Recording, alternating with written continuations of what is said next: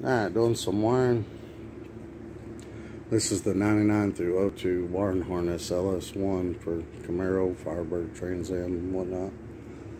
So, I already took the plastic wire protector off here. Now I'm just taking this tape off. And this tape's not easy to get off. But I'm just removing the O2 sensors off of it. We're going to run speed density, and we'll remove the air conditioning plug stuff, the mass airflow. I got a turbo 400 transmission, so removing all the transmission stuff. So really only keeping the injectors, oil pressure, crank and cam sensor, map sensor, stuff like that. Only the stuff that you're going to need for a speed density tune. Just going to pause right here and mention that there are two types of speed density tunes that you can use. One is CLSD, which is closed loop speed density, where you use the front two oxygen sensors. And just at idle and port throttle, that just helps adjust the fueling. And then there's OLSD, which is open loop speed density, where you do not use any O2 sensors at all. And that's the route that I'm going to take, because I know how to. The O2 sensors, they help with changing weather conditions. You know, on a cold day at low elevation, your car is going to want more fuel than a hot day at high elevation, or either or. Cold, it's going to want more fuel. Lower elevation, it's going to want more fuel. Higher elevation, it's going to want less fuel. And the hotter it is outside, it's going to want less fuel. And this is called, I'm having a brain fart moment. Density altitude. This is called density altitude. The higher the density altitude, the less the quality of the air is. So the less fuel you need, the less power you're going to make, because the air is not as good. And then the lower density altitude is, your car's gonna, it's just the air is better, so you need more fuel. So there's that. But if you don't have a way of tuning and changing the air fuel ratios and everything like that, you're better off to go with the front two O2 sensors. Now, if you can do the tuning, then just remove all the O2 sensors, and you can. I'm gonna run a wideband, so I'm gonna know what the air fuel ratio is all the time, and I can adjust it as needed, because I will have HP tuners for the car and have the computer unlocked, so I can change the fuel whenever I want. But yeah, I just took the plastic, all the plastic. I left that out in the garage because I did that in the garage. But now I'm just going to remove this tape and these tape in these joints, man. It's a nightmare to get off. It's hard to find where you unravel it at. So, yeah. See, like on this side right here, this is the one that goes under the passenger side. That's your O2 sensor. One of these is the wheel speed sensor. And we are going to use that. That's the starter wire. This is your starter kick wire. Well, starter trigger wire from the ECM. Which I got to run this one under the dash, but for my car. But we'll go over all that when we put it in the car. But yeah, get all this tape off and start removing stuff. So I took my first pin out. This is for the oil level sensor. In my car, that oil pan, it don't have an oil level sensor on it. Or I would have used it, and I'm not drilling a hole just to put an oil level sensor in there. But anyway, this is the blue connector. There were some zip ties I had to carefully cut off the back of this. And on these pieces here that fit on the front,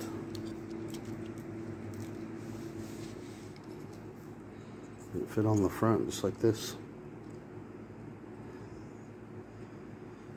in this little groove at the very bottom, there's a little tab. You push in, you pull up on both sides, and they come out. I don't know if you can see it or not. That tabs. And this one by the bolt's really hard to get to. But it's right at the bottom right there. You just push in on that and pull up. This one over here is a little bit easier to get to. See it? Just push in on that. See the little tab down at the bottom? You stick something in the groove of this and push down on the tab right there. And you pull up on it and it comes out. And then on these right here, you just push it in some. Once you push it in some, you lift up on these little tabs here. See these little tabs across here? You lift up on it, and then you push the pin back through and pull it from the other side, and it pops right out. I hope that makes sense. But that's the oil level sensor. Next, we're going to do the O2 sensors. We're taking all the O2 sensors off because it's going to be speed density. Now, that one side of the wire of that connector, which I got sitting over there, oil level sensor. One side of that wire goes to this, and then the other side came down here to a big old block of where there's a bunch of stuff wired in. I'm 100% sure, or I'm gonna go 99.9%, that all goes up to these ground wires right here that ground to the motor. So on this side, I'm just gonna cut that off. Just gonna cut it right off. Oh, and forgot, there's this gray connector on top. It just latches with these two pins. You push it in right here. And there's another one about midway back in the back and in the front and on the other end. So you got to push those in and lift up on it, and that comes off. Also, guys, on LT1swap.com, that's the website, and I'll link it in the description. But it has all the pinouts here, and I'm double checking these. The yellow are the ones you can take out if you're not using them, and the blue are the ones that you absolutely need.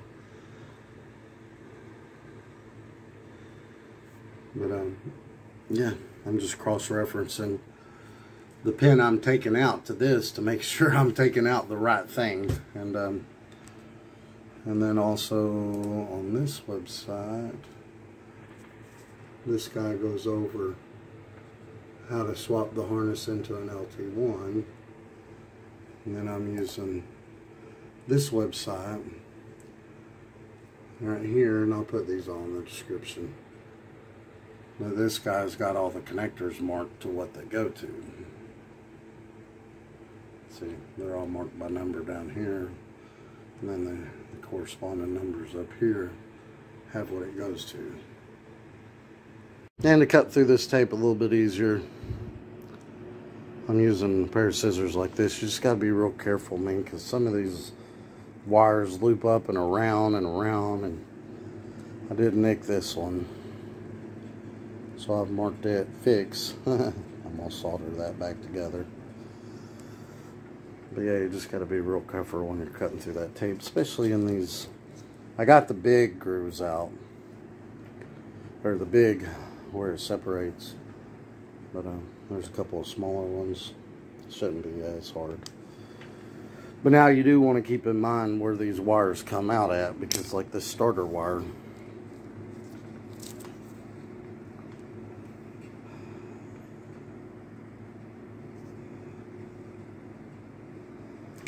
look at that starter wire just came off. Well, that's good to know. We gotta have that. But yeah, some of these wires come out in a manner to line everything up. Like this side's your injectors and coils for, you know, the passenger side bank. You know, and they're about right there. And then these are the coils and injectors for the driver's side bank, etc. Oh, and also you want to mark these, because once you get the covers off, you can't tell which one's red from blue. Or I can't anyway. Maybe it's marked somewhere on there. I don't know. I don't see it. But once you take these off, they don't look like you can tell the difference in them. So I've wrote in pen blue right there. I don't know if you can see that or not. Yeah. And then the other one's red. But yeah.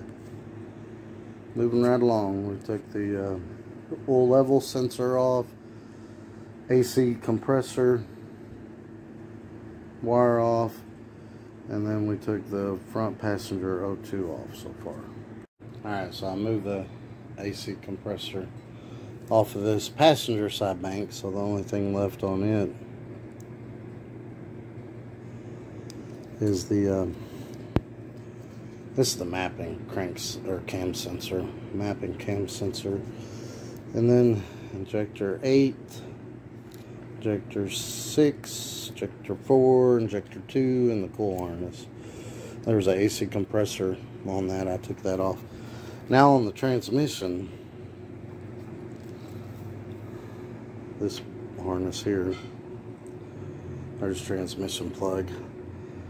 There's the front O2. There's the rear O2, and here's the speed sensor. I'm going to keep the speed sensor because I'm going to run that to the front wheel speed sensor for the ABS. But all the rest of this is coming out. Alright, all the transmission stuff's removed. Again, I just cut the connector off. I fished the wires back through here, and I pulled them out of the ECM plugs, PCM plugs, whatever you want to call it. Also, I found that if you cut the wires, you can just push it through and grab the other side and snake it all the way through, rather than having to lift up on that clip and pull it back through. See, if you push them up, you lift up on that clip. If you push them up and then lift up on that little white clip, you can pull them back through. But that was starting, I was doing it with my fingernail, and that white thing was getting underneath my fingernail. And it was starting to hurt, so I thought, yeah, let's just pull them out and slide it all the way through. Because, I mean, you have to cut the connectors off these to fish the wires through, because they're so wrapped up and snaked together. And if you pull these back through the wiring harness, you're liable to cut something, because there's some sharp ends on these. I don't know if you can see them or not, but there's some sharp ends on there that could cut the connectors. So I just cut the connectors off. I mean, if you want to spend the extra time to fish that through and keep the connectors, that's all for you. But I'm just cutting the connectors off and then fishing the wire up through and then pulling it out of there. But let's see here, moving on up, we got the bank for our, so these ground wires would bolt to the back of the head, I'm assuming. And this is the oil pressure sensor. And then we got our injectors, 1357. They're not marked very good, this side ain't.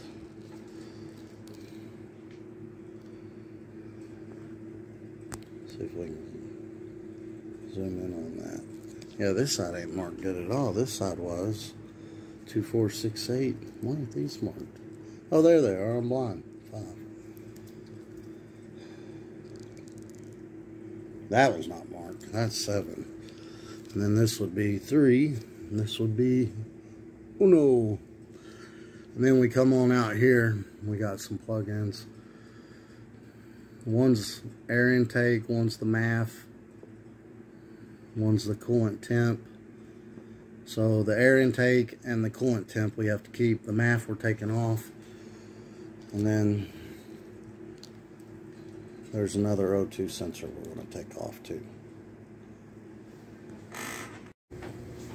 Alright, so here's the oil pressure sensor. And then here's the NOx sensor. And then moving on up, here's our evap sensor. So we're going to remove that one. We're not going to be using it. Alright, and I also found this little white connector. I couldn't see it on that guy's diagram. It's up by the driver's side. Cool plug. So I traced it all the way back, and it's the AIR, air injection release or something like that. So we're going to take this one out too. Alright. So I got everything removed that I wanted to remove. So what we got left is, I marked everything. I traced it back all the way to the connectors and cross-referenced it on that website, and I'm going to link all the websites I used in the description. But it tells what every single pin on these connectors is. But I traced it back. This is that intake air temperature.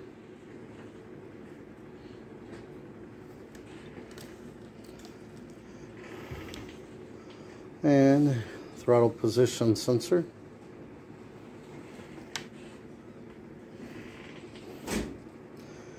Idle air control.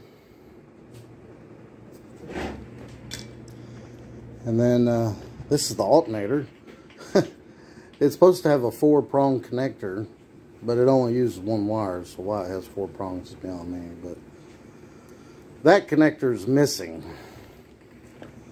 And then we got our engine coolant temp, ECT.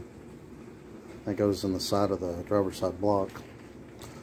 Alright, and then coming back over here, and these are relatively in order. And you can see where they come out of the harness too, so I'll tape all this. I'm going to tape it all up. I'm just going over a few things on what these tower connectors are for, because some of them I'm not using. See, like these two. I was just double confirming everything. See, that one's not going to be used. Don't ask me what it went to. I forgot.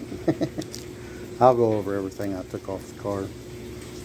See, and the only, well, yeah, see, this one has 3 of them. This one has 3, and my shock tower only has 2, so I'm gonna have to figure something out with that. All right, and then over here we got cylinder 1, cylinder 3. These are injector connectors. Cylinder 5. And unfortunately, this one's not marked, but it's cylinder 7. And this is the wire harness for the coils for the driver's side. And then we got some ground wires here. There's a couple of them here. I eliminated one of them just from the connectors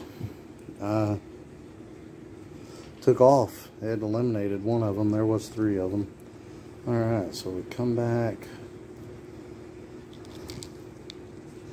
Now I'm going to tape this all up and loom it back up. This is your NOx sensor. Comes out the back of the intake. This is the oil pressure sensor. 3-wire. This is why we had to change the truck from the 1-wire to the 3-wire. The 5.3 came with a 1-wire. Alright, so we come on back. Got cylinder 2, 4, 6, 8 injector connectors. This is the cam sensor. This is the map sensor. Right on the back of the intake. So that's where those go. And then we come on back. There's the wheel speed sensor. It was running down to the transmission harness, but we're going to run it up front here because we're going to run it to the front wheel speed sensor. And then you got your 3 connectors here. For the shock tower on the passenger side. and you got your ECM connectors. Then you got this starter wire. This starter wire on the LS1 plugs into the shock tower up here by these 3 plugs, by these shock tower plugs on the passenger side. Then it goes down to the starter, trigger the starter, and then it tells it how to do that through these shock tower. It goes over to the fuse box in the engine bay, and then comes back to the ECM. But it doesn't work like that on an LT1. On an LT1, those plug-ins under the dash, these plug-ins, are what tell the starter when to kick on. So I've got to rewire this under the dash and then to the starter. So that's what that one's got to do. But other than that, I think I can put it back together, or go ahead and tape it back up and wire loom it and put the caps back on the ECM connectors.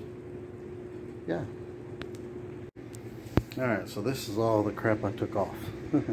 And a bunch of tape, which we got to put the tape back on. But so this connector here, if I can fish it out. Well, this is the oil level sensor. My old pan don't have that, so this is the air condition compressor sensor. Here's the one of the oxygen sensors. And I did mark these just because I won't ever put them on. This is the AC pressure. It goes up by the shock tower. This other one actually goes on the AC compressor itself. Here's another oxygen sensor. So it looks like this one had 1 rear oxygen sensor and 2 front oxygens. No, actually, there was this one, the connector was missing, so I had 2 front and 2 rears I took off. And then I took off the transmission connector. EVAP, AIR, O2 sensors, AC stuff, and yeah. This is the wheel speed sensor. This goes over here. I don't know if I said that or not. But no, that one goes over there. I'm going to run that to the front wheel speed sensor. But yeah, that's all I took off. Alright, so when you put these back on, they got grooves right up here. See the grooves? Those grooves line up with these grooves right here. There's a groove right there.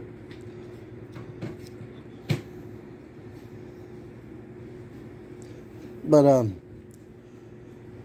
don't think it much matters. Let's flip these around. Actually, it does matter. No, wait a minute.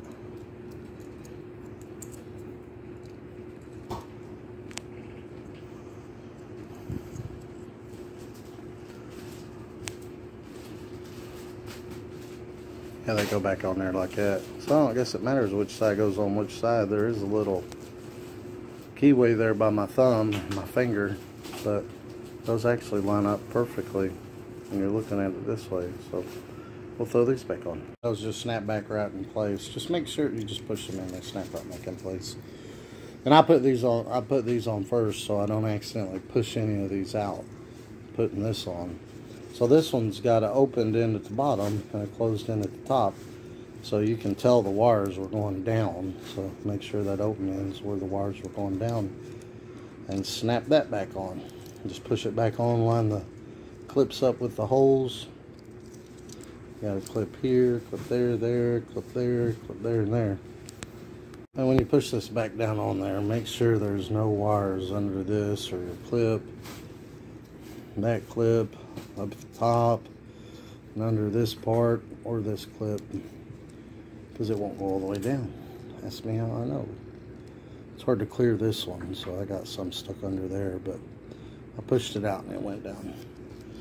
So red is done. Now we'll do the blue one. Well, I put that back on. I went and got the tape and zip ties and the wire wrap that went on that, and then I just remembered this car doesn't have an EGR, and I was going to use the EGR wire for my wideband back to HB tuners. So now I'm going to take all that apart and put a wire in there. But I can just use one of those wires that I disconnected out of the computer and plug it back in to the EGR. I think it's blue 55, but let me confirm that. Right, there we go, pin 55 blue. Go to our wideband so we can read it in HB tuners. You can also do it through the AC pressure line. But I've heard that doing it through the AC pressure line can cause problems, because there is tuning information for when the air conditioner kicks on and off. So I guess it interferes with that. I don't know. But yeah, we've got it all back together. Now we can do some zip tying and some putting the wire loom back on. Wire loom. See, I was forgetting the name of that. Wire loom. Alright, I got it all zip tied up. These are the passenger side shock tower computer connections. They're running, and then I know you can't really see anything. I got stuff thrown everywhere. These are the wires that go under the dash. It's my wideband wire. I just got it hanging out right there because it comes out right out of the hole from under the dash too, and comes around. Shock tower connectors right there, all three of them. Comes down. Starter wire, crank sensor, and speed sensor, because we'll run that to the front wheel and go down with that stuff. Then it comes around. You got the cam sensor and the map sensor. Plugs into this side of the intake. And then we come up to 8, 6, 4, 2 injector connector, cool harness connector. Then we come around, oil pressure sensor, knock sensor. Got 2 grounds that go to the back of the head, and then 7, 5, 3, 1 on the injectors and the cool connector. Then we come up here. We got the starter wire. The connector is missing off that. It's like a 4-prong connector, but it only uses 1 wire. I don't understand that, but anyway. Then there's a big bolt on the battery, and that's got to be run back to the battery. There's a big bolt on the starter, and the wire has to come off that and go directly to the battery. And then intake air temperature, and that'll go in the ducting for the intake before it gets into the throttle body. And engine coolant temperature sensor, side of the head. I might have to change that connector. I'm not sure. We'll have to see. I might have to change that connector to the LT1 connector I had on there and put my LT1 sensor in there, because I think they read different. Throttle position sensor and auto air control. And that's it. That's all we need for a speed density turbo tune.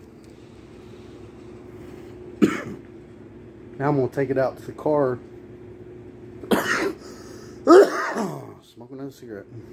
I'm going to take it out to the car and just lay it all out and make sure everything's going to line up right. Because I kind of guessed. I mean, you can tell where the wires kind of turn out, you know. And that's where I put everything, which this side goes up the driver's side intake, and this side goes up the passenger side intake. But and like I said, you can usually tell how these branch out, but I kind of guessed a little bit, and where I guessed, I did come back a little bit to leave a little more room. But we need to make sure everything fits. And then we can put the wire loom on, and then we can tape up the wire loom joints. I know I repeated myself a lot there on what all the connectors were, but anyway, the next video is going to be how to get this 99 through 02 F-body harness to work with a 96 LT1 Camaro.